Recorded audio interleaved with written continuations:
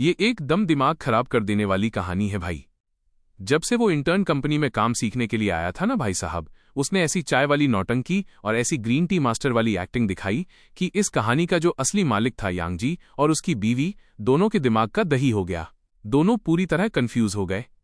शुरू में तो उन्हें थोड़ी बहुत अक्ल थी, वो समझदारी की बातें कर रहे थे, लेकिन फिर उस इंटर्न ने ऐसी पट्टी पढ़ाई कि इन्होंने अपनी अच्छी खासी प्रॉपर्टी बेच दी और इन दोनों ने उस पर आंख बंद करके भरोसा भी कर लिया। हद तो तब हो गई जब बाद में उन लोगों ने मुझे मजबूर किया कि मैं कंपनी के सारे शेयर्स उसके नाम ट्रांसफर कर दूं।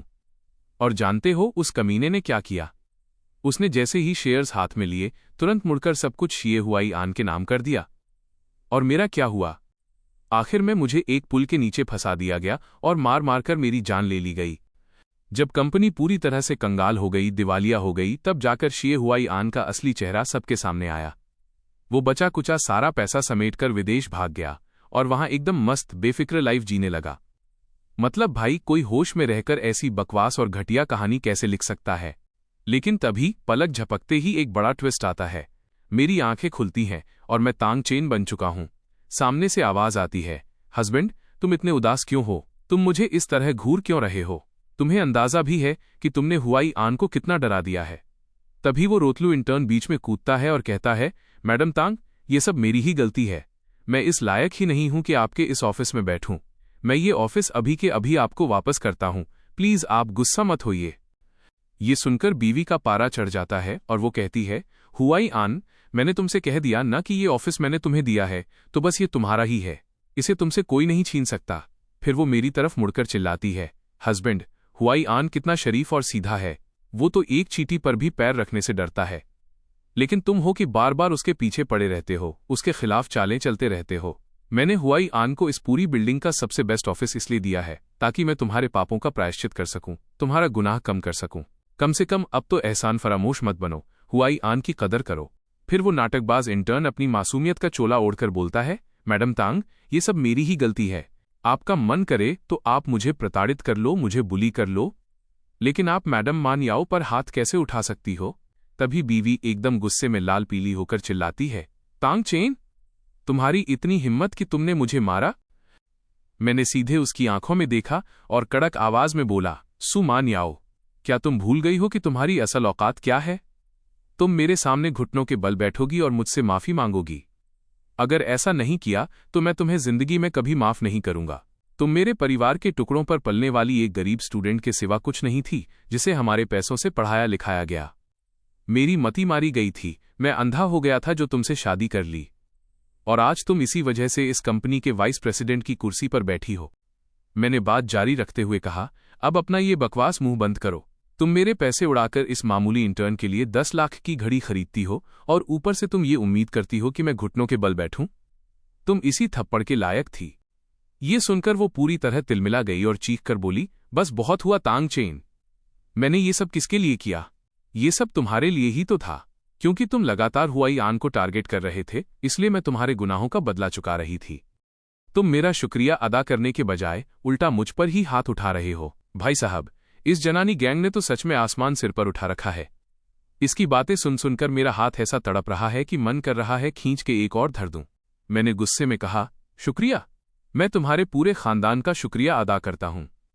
सुमान याओ, अपने दिमाग में ये बात अच्छे से बिठा लो। तुम्हें ये ऐश करने का और अपनी मर्जी चलाने का पैसा कौन देता है? तभी वो रोतलू इंटर्न बीच में अपनी भीगी बिल्ली जैसी शक्ल बनाकर बोला, मिस्टर तांग, मैं जानता हूं कि आप मुझे पसंद नहीं करते। मुझे ये भी पता है कि आपको हमेशा यही लगता है कि मैंने मैडम मान याओ और मैडम तांगनिंग का सारा ध्यान अपनी तरफ खींच लिया है। लेकिन यकीन मानिए, मेरा आपसे कंपटीशन करने का कोई इरादा नहीं था। मैंने उसकी बात बीच में ही काटी। तुम बस मुझे नीचा दिखाना और मेरा जीना हराम करना चाहते हो, है ना? तभी वो नाटकबाज अचानक चिल्लाने लगा, तुम मुझे मारना बंद करो, मिस्टर तांग यहां हैं। मैं और तभी वो खुद ही जाकर दीवार या टेबल से टकरा गया। हुआई आन, हुआई आन, बीवी पागलों की तरह चिल्लाई। वो इंटर्न जमीन पर पड़े पड़े कराहने लगा, मैं तो बस, मैंने हंसते हुए कहा, तुम मुझे मारने वाले थे, है ना? लेकिन अफसोस, तुम्हारा निशाना बहुत घटिया था। बीवी मुझ पर शेरनी की तरह झपटी, ये सब तुम्हारी गलती है। तुम बीच में से हटे क्यों? अगर तुमने हुआई आन को परेशान न किया होता तो मेरा निशाना चूका न होता। अब मिल गई तुम्हारे कलेजे को ठंडक? खुश हो तुम? मैंने ताली बजाकर कहा। खुश भाई, बहुत खुश हूं। और सच बताऊं, जब तुम बीच में रुकी थी ना, तो मुझे एक पल के लिए लगा कि तुम मेरी साइड ले रही हो। चलो अब जल्दी से एम्बुलेंस बुलाओ, जल्दी करो। वो रोती हुई बोली। हुआई आन, हिम्मत रखना, मैं तुम्हें अभी हॉस्पिटल ले जा रही हूं। चलो, अच्छा हुआ ये ड्रामा खत्म हुआ। अब टाइम है असली बिजनेस का। अब जब मुझे इस पूरी कहानी का खेल समझ आ गया है, तो मुझे इन सबको एक एक करके इनकी औकात याद दिलानी होगी और इनका पत्ता काटना होगा। मैंने तुरंत फोन उठाया। मिस्टर वांग, जरा तुरंत मेरे ऑफिस में आओ। मिस्टर वांग के आते ही मैंने सीधे ऑर्डर दिया। कंपनी में सुमान याओ और तांग निंग के जितने भी मार्केटिंग, रिटेल और खरीदारी के रिकॉर्ड्स हैं, उन सब की बारीकी से जांच करो। एक भी फाइल छूटनी नहीं चाहिए, खासकर पिछले 3 महीनों की। जैसे ही तुम्हें पता चले कि इन्होंने कंपनी के पैसों का गबन किया है या हेराफेरी की है, तो उस पूरे सबूत को इकट्ठा करके एक मजबूत केस तैयार करो। वांग ने कहा, समझ गया सर। मैंने आगे कहा, इस सुमान याओ ने ही मुझे याद दिलाया है। मेरे नाम पर जितने भी क्रेडिट कार्ड और बैंक अकाउंट्स ये लोग इस्तेमाल कर रहे हैं, उन सबको अभी के अभी ब्लॉक कर दो। आज के बाद ये लोग मेरा 1 रुपया भी खर्च नहीं कर पाने चाहिए। वांग ने कहा, जी सर, बिल्कुल ऐसा ही होगा। इसके तुरंत बाद मैंने अपने वकील को फोन लगाया। मिस्टर वकील, मेरे लिए एक कड़क डिवोर्स एग्रीमेंट यानी तलाक के कागज तैयार करो। मैं चाहता हूं कि सुमान याओ इस घर और कंपनी से एक एक पैसे के लिए तरसती हुई बाहर निकले। इसके अलावा कंपनी के पैसों की हेराफेरी और प्रॉपर्टी हड़पने के मामले में इन दोनों पर ऐसा केस ठोकना कि ये सीधे जेल जाएं। इन लोगों को मुझ पर इल्जाम लगाने का बहुत शौक है ना। अब देखते हैं कि ये दोनों तांग चेन के बिना क्या उखाड़ लेती हैं। दूसरी तरफ हॉस्पिटल में सुमान याओ परेशान घूम रही थी। इस तांग चेन को आखिर हो क्या गया है? वो अचानक इतना कैसे बदल गया? दूसरी वाली बोली, मुझे क्या पता और क्या हो सकता है। वो बस हुआई आन से जलता है, उसे जलन हो रही है। उसे लगता है कि जब वो ऐसा तमाशा करेगा तो मेरा ध्यान उसकी तरफ जाएगा।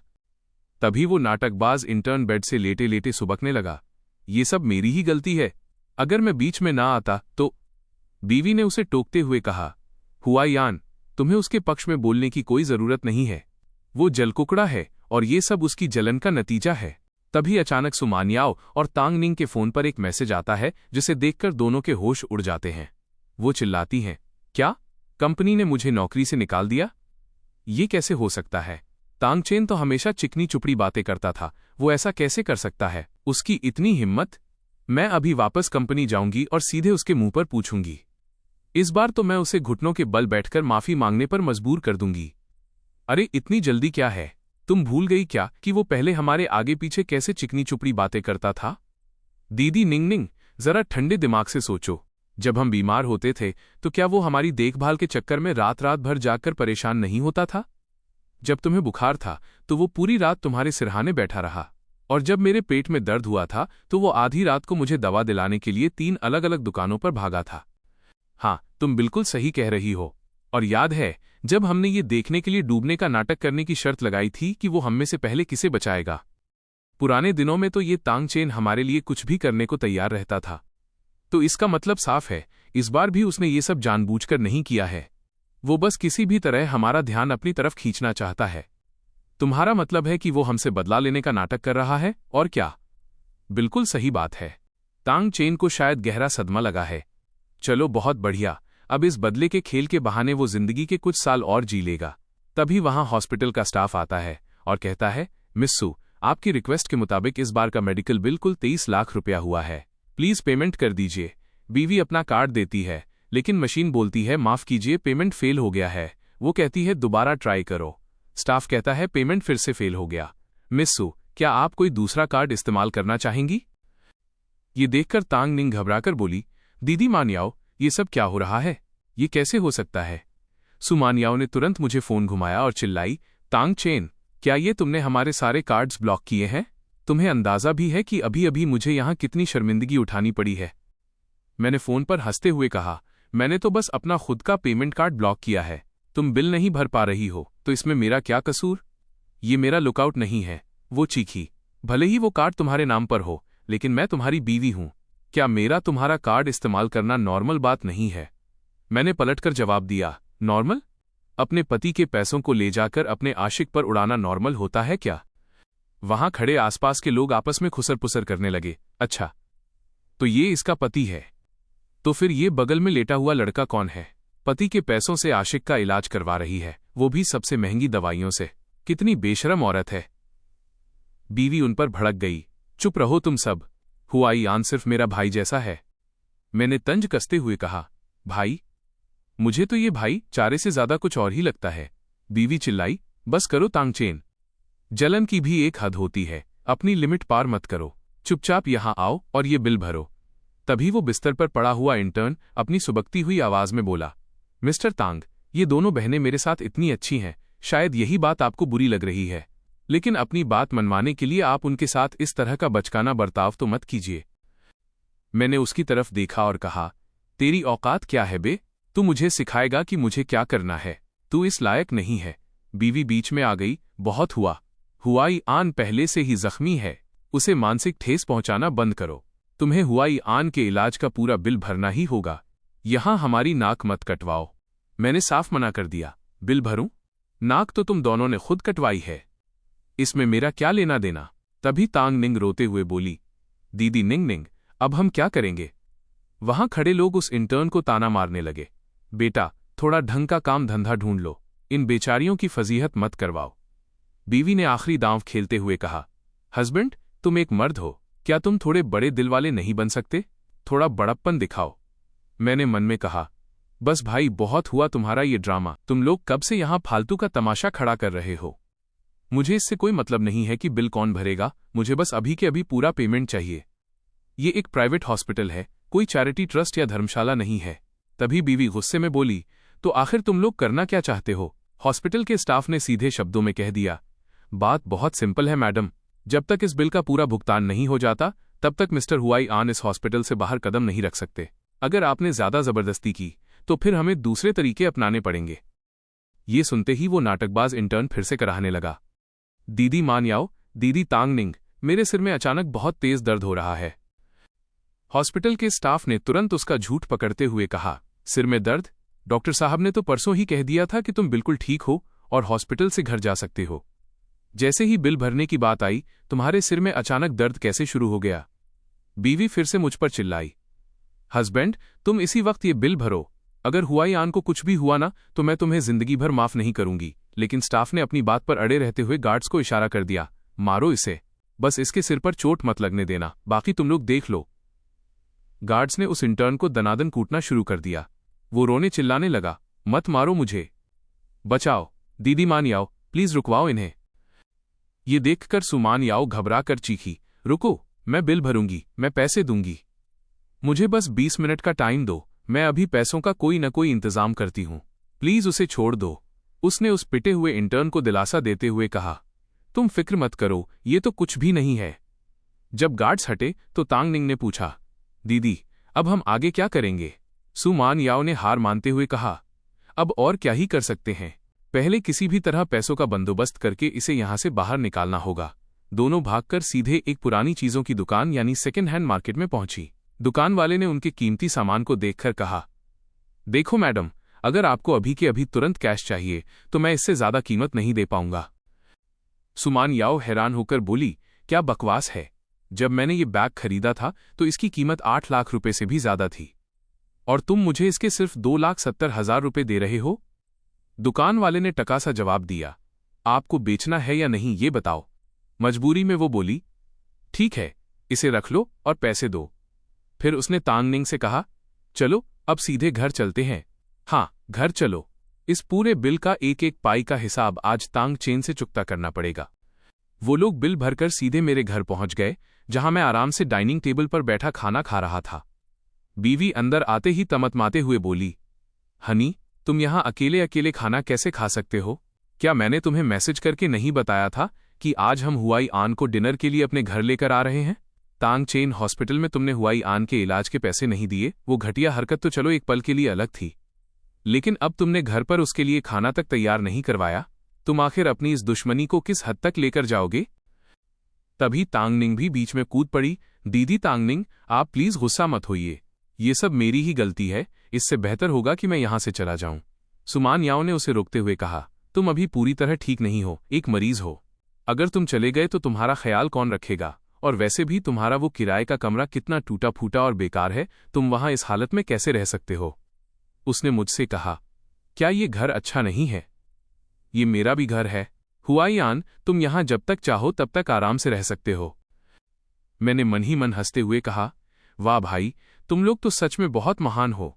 कंपनी से लात मारकर निकाली जा चुकी हो, सारे बैंक कार्ड्स ब्लॉक हो चुके हैं, फिर भी तुम्हें लगता है कि तांग परिवार के इस आलीशान घर के दरवाजे पर आकर कोई भी एरा गेरा जब चाहे मुंह उठाकर अंदर आ सकता है। बीवी ने मुझे नजरअंदाज करते हुए सीधे नौकरानी को आवाज लगाई, मॉम वांग, तुम वहां चुपचाप खड़ी क्या देख रही हो? हुआईयान अभी अभी हॉस्पिटल से डिस्चार्ज होकर आया है, वो ज्यादा मसालेदार या तीखा खाना नहीं खा सकता। जल्दी किचन में जाओ और उसके लिए कुछ एकदम हल्का फुल्का और सादा खाना बनाकर लाओ। नहीं, क्या तुम बहरी हो गई हो? मैंने कड़क आवाज में टोकते हुए कहा। बीवी हैरान होकर बोली, तांगचेन, तुम्हारे इस बर्ताव का क्या मतलब है? मैंने हंसते हुए कहा, मेरे इस बर्ताव का क्या मतलब है? अरे, मैं तो खुद तुम लोगों से ये पूछना चाहता हूं कि तुम तीनों को मेरे घर के अंदर आने की परमिशन किसने दी? यह मेरा घर है। सुमान याओ चिढ़कर बोली, तुम्हारी हिम्मत कैसे हुई? ये मेरा भी घर है। जब मैं अपने खुद के घर वापस आ रही हूं तो मुझे किसी और की परमिशन की क्या जरूरत है? मैंने उसकी तरफ देखा और कहा, तुम्हारा घर? लगता है इस आलीशान बंगले में रहते रहते तुम काफी समय से इस वहम में जी रही हो। क्या तुम्हें सच में ऐसा लगने लगा है कि तुम्हारा सरनेम भी तांग है? फिर मैंने तुरंत अपने वफादार सिक्योरिटी हेड को आवाज लगाई, अंकल फू। उन्होंने कहा, जी मालिक, हुक्म करिए। मैंने ऑर्डर दिया, इन तीनों को पकड़कर अभी के अभी मेरे घर से बाहर का रास्ता दिखाओ। अंकल फू ने कहा, बिल्कुल सर, अभी करता हूं। ये देखते ही तांगनिंग चीखने लगी, तांगचेन, मैं तुम्हारी सगी बहन हूं। तुम मेरे साथ ऐसा बर्ताव कैसे कर सकते हो? मुझे छोड़ो। क्या तुम पागल हो गए हो? तुम्हारी हिम्मत कैसे हुई इन सिक्योरिटी वालों को मुझे हाथ लगाने की, बोलने की? मैंने उसकी तरफ देखकर कहा, अच्छा, अब तुम्हें चिल्लाना और अपनी इज्जत बचाना याद आ रहा है।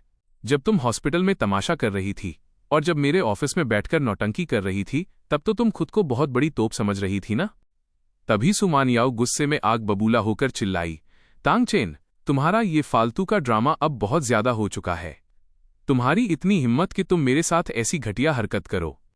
मैं इसी वक्त तुमसे तलाक चाहती हूं, मैं तुम्हें डिवोर्स दे दूंगी। मैंने मुस्कुराते हुए अपनी जेब से कागज निकाले और कहा, तलाक? चलो, बहुत बढ़िया, तुम्हारी ये इच्छा भी पूरी हुई। तुमने ही तो अभी इसकी शुरुआत की थी ना? लो, मैं तुम्हारी मदद कर देता हूं। ये देखकर सुमान याओ के पैरों तले जमीन खिसक गई। वो हकलाते हुए बोली, तांगचेन, तांगचेन, तुम्हारा क्या मतलब है? क्या तुम सच में मुझे तलाक देना चाहते हो? मैंने एग्रीमेंट उसके सामने फेंकते हुए कहा, क्यों? अभी तो तुम खुद ही चिल्ला रही थी ना? अगर सच में इतनी ही हिम्मत है तो इस पर अपने साइन करो। उसने कागजात को ध्यान से देखा और चिल्लाई, बिना एक भी पैसा लिए इस घर से खाली हाथ बाहर निकल जाऊं? तांगचेन, तुम तो सच में बहुत बड़ा माइंड गेम खेल रहे हो। हाई स्कूल के दिनों से तुम हमेशा मेरे आगे पीछे घूमते थे और मेरी हर बात मानते थे। उसने घमंड में आगे कहा, इस पूरे सी सिटी यानी समुद्र तटीय शहर में ऐसा कौन है जो ये नहीं जानता कि तुम मेरे इशारों पर नाचने वाले एक पालतू वफादार की तरह थे, और आज तुम मेरे ही साथ ये खेल खेल रहे हो ताकि मैं तुम्हारे सामने अपना सिर झुका दूं? याद रखना तांगचेन, अगर मैंने आज इस पेपर पर साइन कर दिए ना, तो कल को तुम घुटनों के बल बैठकर भी मुझसे भीख मांगोगे, तब भी बहुत देर हो चुकी होगी। मैंने अपना सिर पीटते हुए कहा, सच में तुम्हारा दिमाग बहुत ज्यादा खराब हो चुका है। इस मोड़ पर आकर भी तुम्हें यही गलत फहमी है कि मैं तुम्हारे बिना रह नहीं पाऊंगा। अगर ऐसा है तो फिर नखरे मत करो और साइन करो। वो बड़बड़ाई, ठीक है, मैं भी देखना चाहती हूं कि तुम ये झूठा नाटक कब तक खींच पाते हो। मैंने अंकल फू को इशारा किया, इसके हाथ में जो महंगी घड़ी है उसे इसी वक्त उतारो। वो इंटर्न रोने लगा, नहीं, ये घड़ी मुझे मैडम सुमान याओ ने गिफ्ट की थी। मेरी घड़ी मत छीनो। बीवी चिल्लाई, तांगचेन, तुम इतनी घटिया हरकत पर कैसे उतर आए? तुम उसकी घड़ी वापस क्यों ले रहे हो? वो घड़ी मैंने हुआईयान के लिए खरीदी थी।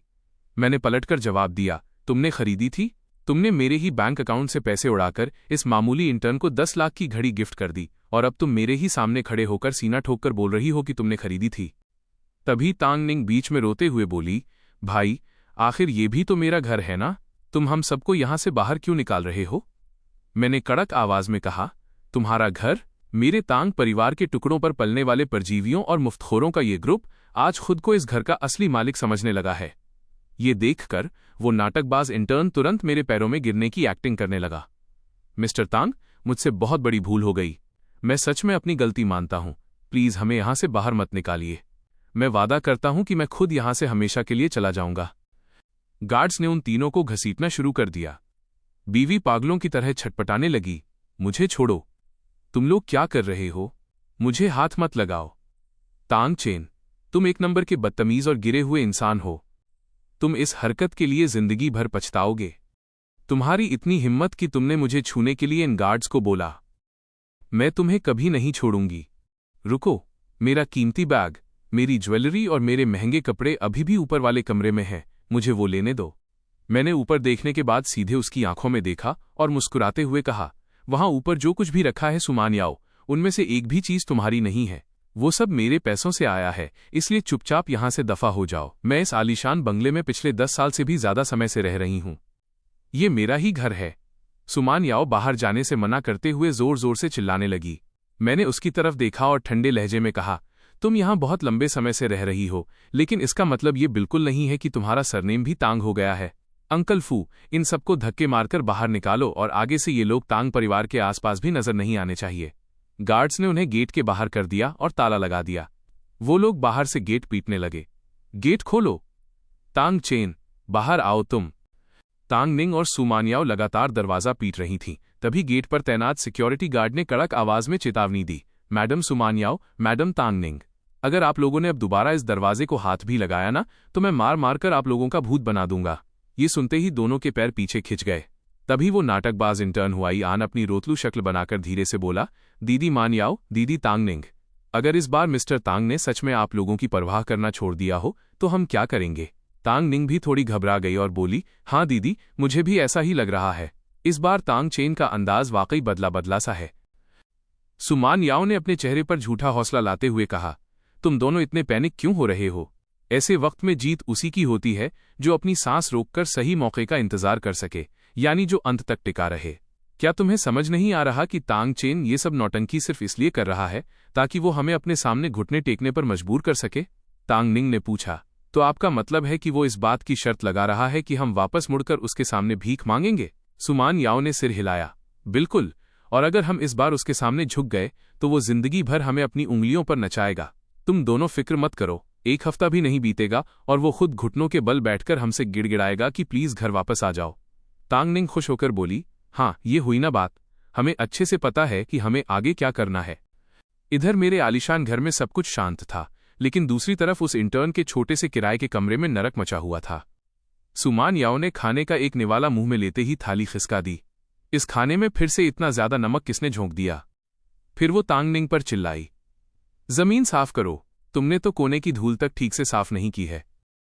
तांग निंग डरते डरते बोली, दीदी मैं अभी के अभी दोबारा साफ करती हूं। सुमान याओ ने हुआई आन को दिलासा देते हुए कहा, तुम टेंशन मत लो, वो मुझसे इतना पागलों की तरह प्यार करता था कि वो चाहकर भी मुझे सच में कभी नहीं छोड़ सकता। तांग निंग ने भी सुर में सुर मिलाया, हाँ सही बात है, वो ज्यादा दिन इस जिद पर टिक नहीं पाएगा।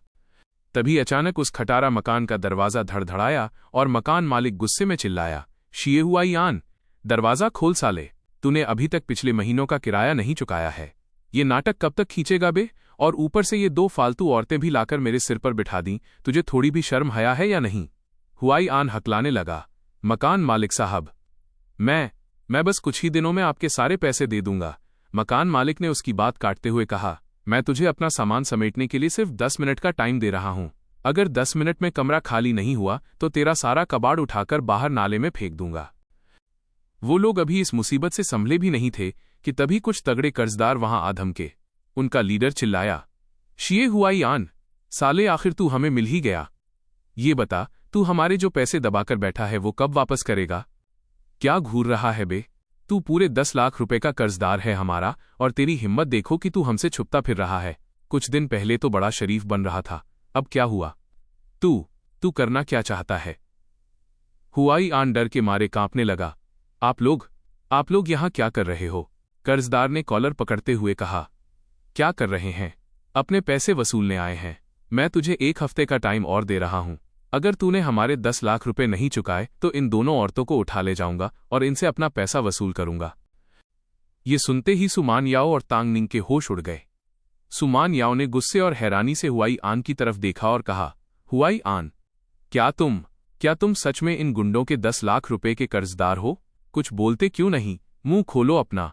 वो 10 लाख रुपए, आखिर ये पूरा माजरा क्या है? हुआई आन रोने लगा और बोला, दीदी मान याओ, मेरा यकीन करिए, मुझे किसी ने बहुत बुरी तरह फंसाया है। मेरे साथ बहुत बड़ा गेम हुआ है। दीदी तांग निंग, प्लीज मुझे बचा लो। अगर आप लोगों ने कुछ नहीं किया तो वो गुंडे सच में मुझे जान से मार देंगे। हुआई आन पैरों में गिरकर गिड़गिड़ाने लगा। तांग निंग ने उसे झटकते हुए कहा, 1 मिनट रुक। जब तेरी माँ बहुत ज्यादा बीमार थी तब मान याओ और मैंने मिलकर तुझे 20 लाख रुपए से ज्यादा ट्रांसफर किए थे। वो सारा पैसा कहाँ गया? कुछ बोलता क्यों नहीं? मुंह खोल। हुआई आन को चुप देखकर तांग निंग का माथा ठनका। क्या वो सब खत्म हो गया? शिये हुआई आन, क्या तूने वो पूरे 20 लाख रुपए जुए में उड़ा दिए? तुझे अंदाजा भी है कि याओ याओ और मैं इन दिनों किस नरक से गुजर रहे हैं? हम इतनी आलीशान और कड़क लाइफ जी रहे थे, लेकिन तेरी वजह से आज तू एक नंबर का धोखेबाज और झूठा निकला। तांग निंग पागलों की तरह चिल्लाने लगी, जुए की लत तुझे थी। अगर तू हमारे बीच ना आया होता तो आज हमारी ये हालत कभी नहीं होती। मेरी वो रुतबे वाली वाइस प्रेसिडेंट की पोस्ट, मेरा वो अनलिमिटेड वाला ब्लैक कार्ड, मेरे महंगे ब्रांडेड बैग्स, मेरी कीमती ज्वेलरी और वो आलीशान बंगला, सब कुछ चला गया। शिये हुआई आन, तूने हम दोनों को पूरी तरह बर्बाद कर दिया, हमें कहीं का नहीं छोड़ा। सुमान याओ ने भी रोते हुए उसकी कॉलर पकड़ी। हुआई आन, मुझे सच सच बता, क्या तूने पहले हमसे जो कुछ भी कहा वो सब सफेद झूठ था? क्या तूने हमसे सिर्फ गेम खेला? ये सुनते ही उस नाटकबाज इंटर्न का चेहरा एकदम बदल गया। उसने सुमान याओ का हाथ झटके से हटाया और अपनी असली औकात पर आते हुए कमीनी हंसी हंसा। तुम दोनों औरतें न सच में मरने के ही लायक हो। तुम दोनों खुद को समझती क्या हो बे? अपनी औकात देखी है कभी? मैं तो बस एक मामूली सा रेहड़ी पटरी वाला हूं जो सड़क पर छोटा मोटा काम करता था। मैंने तो बस अपने चेहरे पर थोड़ी सी कॉफी गिराई और मिस्टर तांग पर बदतमीजी का झूठा इल्जाम लगा दिया, और तुम दोनों बेवकूफों ने उस पर आंख बंद करके भरोसा भी कर लिया। जो तुम्हारा सगा भाई था, जो तुम्हारा अपना पति था, तुमने उस पर तो रत्ती भर भरोसा नहीं किया, लेकिन मुझ जैसे एक ऐरे गहरे आउटसाइडर की बातों में आ गई। तुम दोनों से बड़ा बेवकूफ इस दुनिया में कोई नहीं है। सुमान याओ की आंखों में आंसू आ गए। वो बोली, तो तू शुरू से हमसे सिर्फ झूठ बोल रहा था, हमारे साथ फ्रॉड कर रहा था? हुआई आन ने हंसते हुए कहा, हाँ, तो क्या हुआ अगर मैंने झूठ बोला? अगर मुझे तुम लोगों से पैसा नहीं ऐंठना होता तो मुझ जैसे लड़के को क्या कुत्ता काटा था जो रोज तुम जैसी औरतों के आगे पीछे घूमता? एक गोद ली हुई बेटी और दूसरी टुकड़ों पर पलने वाली गरीब स्टूडेंट। तुम दोनों रोज मेरे सामने ऐसे रौब झाड़ती थीं जैसे किसी बहुत बड़े खानदान की महारानियां हो। दूसरों के घर में खाती हो, दूसरों के घर में सोती हो और दूसरों की ही कंपनी में बिना कुछ काम किए ऐश करती हो। ऊपर से साला 10 लाख रुपए महीना सैलरी भी कूटती हो और फिर भी मिस्टर तांग को नीचा दिखाने का एक मौका नहीं छोड़ती। तुम दोनों सिर्फ और सिर्फ दूसरों के खून पर जीने वाली पैरासाइट्स हो, यानी एहसान फरामोश और आस्तीन की सांप। हुआई आन ने उन्हें धक्का देते हुए आगे कहा, मिस्टर तांग ने तुम दोनों को बहुत पहले ही लात मारकर अपनी जिंदगी से निकाल फेंका है और तुम दोनों अभी भी किसी हसीन सपने की दुनिया में जी रही हो। तुम दोनों जितनी बेवकूफ हो उतनी ही गिरी हुई भी हो और फिर भी मेरे सामने नखरे दिखाने चली थीं। अब तुम दोनों के पास इस नरक से बचने का सिर्फ एक ही रास्ता बचा है। चुपचाप वापस जाओ, मिस्टर तांग के पैरों में गिरो, घुटने टेक कर रो और उनसे भीख मांगो कि वो तुम्हें माफ कर दें। उनसे गिड़गिड़ाओ कि वो पहले की तरह दोबारा तुम्हारे पापों का घड़ा अपने सिर ले लें और तुम्हारे हिस्से की मुसीबतें खुद झेलें। उसने उंगली दिखाते हुए आखिरी धमकी दी, और सुनो, किसी भी तरह तिकड़म लगाओ और मेरे वो 10 लाख रुपए चुकाने का इंतजाम करो। उस कसीनो के मालिकों ने मुझे पैसा सिर्फ इसलिए उधार दिया था क्योंकि उन्होंने मेरी और तुम दोनों की साथ में तस्वीरें देखी थीं। उन्हें अच्छे से पता था कि तुम मिस्टर तांग की कंपनी की वाइस प्रेसिडेंट हो। मैं तुम्हें सिर्फ 1 हफ्ते का टाइम दे रहा हूं। अगर 1 हफ्ते के अंदर मुझे मेरे पैसे नहीं मिले तो मैं आज नहीं तो कल तुम दोनों को जान से मार दूंगा, याद रखना। सुमान याओ जमीन पर बैठकर चीखने लगी, शिये हुआई आन, तू बहुत बड़ा फ्रॉड है। ये सब तेरी वजह से हुआ है। तूने हमें कहीं का नहीं छोड़ा। मुझे छोड़ो, मुझे छोड़ो, दूर हटो मुझसे। हुआई आन पागलों की तरह चीखने लगा। सुमान याओ और तांग निंग उस पर टूट पड़ी थीं। हुआई आन ने उन्हें धक्का देते हुए गाली दी, तुम दोनों कमानी औरतें, मैं तुम दोनों का मुंह नोच लूंगा। तांग निंग चिल्लाई, शिये हुआई आन, अपनी ये बकवास बंद कर। तीनों आपस में बुरी तरह गुत्थम गुत्ता हो गए, लात घूंसे चलने लगे। सुमान याओ ने चीख कर कहा, मारना बंद करो, रुक जाओ तुम दोनों। ओ ए कमीने इंसान, हुआई आन ने पलटकर थप्पड़ जड़ते हुए कहा, तुम पागल औरतें हो, सालो, अगर मुझे 1 हफ्ते के अंदर वो 10 लाख रुपए नहीं मिले ना, तो तुम दोनों भी मुझसे बच नहीं पाओगी। पीछा छुड़ाने की सोचना भी मत। सुमान याओ रोती हुई चिल्लाई, तू 1 नंबर का झूठा और मक्कार है। अब तू बस ये दुआ कर कि मिस्टर तांग हमें माफ कर दें। तांगनिंग ने भी हाँफते हुए कहा, हाँ बिल्कुल सही, वरना अगर उन्होंने हमें माफ नहीं किया तो हम भूत बनकर भी तेरा पीछा नहीं छोड़ेंगे, तुझे चैन से जीने नहीं देंगे। वहां से किसी तरह जान छुड़ाकर वो दोनों औरतें भागती हुई सीधे मेरे आलीशान बंगले के बाहर पहुंची। दोनों ने पागलों की तरह मेन गेट को पीटना और हिलाना शुरू कर दिया। सुमान याओ चिल्लाई, रुको, दरवाजा खोलो। अंकल फू, प्लीज गेट खोलिए, मैं चेन से मिलना चाहती हूं, मुझे तांग चेन से बात करनी है। सिक्योरिटी वाले उन्हें रोकने लगे तो तांग निंग चीखी, दूर हटो मुझसे, मैं अपने घर जाना चाहती हूं। गेट पर खड़े सिक्योरिटी हेड अंकल फू ने उन्हें घूरते हुए कड़क आवाज में कहा, घर? तुम जैसी 2 आस्तीन के सांपों और एहसान फरामोशों के मुंह से ये शब्द अच्छा नहीं लगता। अगर तुम दोनों ने दोबारा इस शरीफ इंसान के घर में जबरदस्ती घुसने की कोशिश की ना, तो मैं खुद तुम दोनों की टांगें तोड़ दूंगा, सीधे जेल भिजवा दूंगा। उन्होंने अपने जूनियर गार्ड से कहा, इनकी टांगें तोड़ दो, अगर ये आगे बढ़ी तो अंदर कदम रखने की परमिशन किसी को नहीं है। तांग निंग ने रौब झाड़ने की आखिरी नाकाम कोशिश की। तुम्हारी हिम्मत कैसे हुई मुझे रोकने की? मैं इस घर की मालकिन हुआ करती थी, मिस्टर फू। अंकल फू ने हंसते हुए जवाब दिया, तुमने खुद कहा मैडम, तुम हुआ करती थी, अब तुम्हारी यहां कोई औकात नहीं है। तभी मैं अपनी गाड़ी से बंगले के गेट पर पहुंचा। जैसे ही गाड़ी रुकी, सुमान याओ दौड़कर गाड़ी के शीशे पर आ गिरी और रोते हुए बोली, हनी हनी देखो मैं हूं। चेन, प्लीज मेरी बात सुनो। तांग निंग भी घुटनों के बल बैठ गई। चेन, मुझे माफ कर दो। वहां आसपास से गुजरने वाले लोग उन्हें देखकर आपस में बातें करने लगे, अरे क्या ये तांग निंग नहीं है, और क्या ये वही मैडम सू और मैडम तांग नहीं है जो इतनी बड़ी कंपनी चलाती थीं? इन्होंने अपनी ये क्या हालत बना ली है। सुमान याओ के आंसू थम नहीं रहे थे। वो गिड़गिड़ाकर बोली, चेन मुझे माफ कर दो, प्लीज मुझे माफ कर दो। हम सच में अपनी गलती मान चुके हैं, हमें समझ आ गया है कि हम गलत थे। उस शिए हुआई आन ने हमसे बहुत बड़ा झूठ बोला, हमारे साथ गेम खेला। वो 1 नंबर का घटिया और बुरा इंसान है, वो बहुत बड़ा फ्रॉड है। चेन, तांग निंग ने सारा ठीकरा सुमान याओ पर फोड़ते हुए कहा, चेन ये सब इस सुमान याओ की चाल थी, इसी ने हमसे झूठ बोला और हमें भड़काया। क्या तुम हमें इस आखिरी बार माफ नहीं कर सकते? मैंने गाड़ी का दरवाजा खोला, बाहर आया और उनकी तरफ ठंडी और कातिलाना नजरों से देखते हुए कहा, वाह, तुम दोनों आज मेरे सामने आकर ये रोना रो रही हो? जब वो मामूली इंटर्न शिए हुआईयान मेरे सीधे साधे होने का फायदा उठाकर मुझ पर कीचड़ उछाल रहा था, मुझ पर झूठे इल्जाम लगा रहा था, तब तुम दोनों बिना एक पल सोचे उसके साथ जाकर खड़ी हो गई थीं। तब तुम्हें मेरी बेगुनाही नहीं दिखी, है ना? हाँ, तुम दोनों ने ही तो कंपनी के पैसों का गबन करके हेराफेरी करके उसके लिए 10 लाख की महंगी घड़ी खरीदी थी और उसके बर्थडे के लिए आलीशान होटल बुक किया था। और सुमान याओ, तुमने ही तो मेरा वो सबसे आलीशान ऑफिस उस मामूली इंटर्न को सौंप दिया था और उसे शहर लाकर हमारे तांग परिवार के इस घर में रहने की परमिशन दी थी। सुमान याओ ने मेरे पैर पकड़ने की कोशिश की। चेन, प्लीज ऐसा मत कहो, हम उस वक्त सच में उसके बहकावे में आ गए थे, हमसे बहुत बड़ी चूक हो गई थी। मैंने उसका हाथ झटकते हुए कड़क आवाज में कहा, बहकावे में आ गई थी? उस बहकावे के चक्कर में इस तांग निंग ने मुझ पर जलती हुई सिगरेट फेंक कर मारी थी। तुम दोनों आज भी अपनी गलती पर शर्मिंदा नहीं हो। तुम बस इसलिए यहां आई हो क्योंकि तुम्हें दिख रहा है कि अब तुम भूखी मरने वाली हो, तुम्हारी मौत सामने खड़ी है। सुमान याओ, तांग निंग, मैंने चिल्लाते हुए आगे कहा, क्या तुम दोनों ने एक पल के लिए भी ये सोचा है कि अगर मेरी आंखें वक्त पर नहीं खुली होती या मैं पहले की तरह तुम्हारी हर जायज नाजायज जिद पूरी करता रहता तो आज मेरा क्या हाल होता? मेरे इस तांग परिवार का क्या हश्र होता?